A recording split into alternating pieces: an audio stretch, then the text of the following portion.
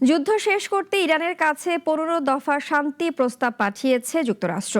পাকিস্তানের মাধ্যমে এ প্রস্তাব পাঠানো হয়েছে।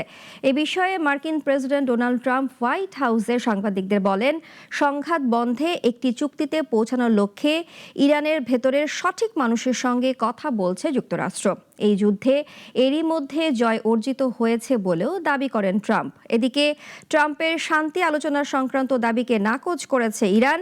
নতুন হামলার ঘোষণা আইআরজিসির। হোয়াইট হাউসে আয়োজিত এক অনুষ্ঠানে নবনিযুক্ত হোমল্যান্ড সিকিউরিটি সেক্রেটারিকে শপথবাক্য পাঠ করানোর সময় মধ্যপ্রাচ্য পরিস্থিতি নিয়ে কথা বলেন মার্কিন প্রেসিডেন্ট ডোনাল্ড ট্রাম্প। তিনি দাবি করেন ইরানের সব নেতৃত্বকে নির্মূল করা হয়েছে।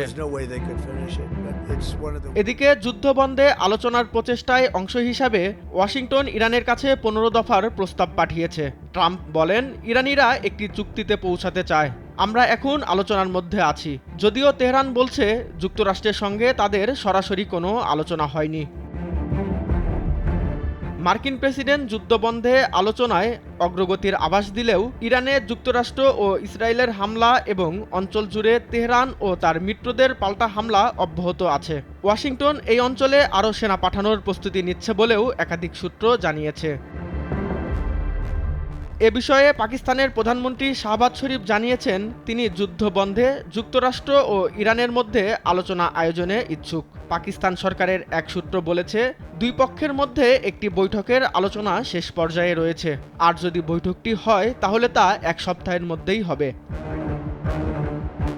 অন্যদিকে ইরানের পার্লামেন্টের প্রভাবশালী স্পিকার বাকের কালিবাফ সোমবার ওয়াশিংটনের সঙ্গে তার দেশের আলোচনা সংক্রান্ত প্রতিবেদনগুলোকে গুজব বলে উড়িয়ে দিয়েছেন।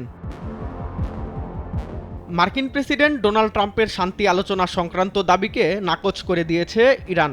দেশটির ইসলামী রেভলিউশনারি গার্ড কর্পস আইআরজিসি জানিয়েছে, তারা ইসরায়েল ও এই অঞ্চলের অবস্থিত মার্কিন সামরিক ঘাঁটি লক্ষ্য করে ক্ষেপণাস্ত্র হামলা চালাচ্ছে এবং তা অব্যাহত রাখবে।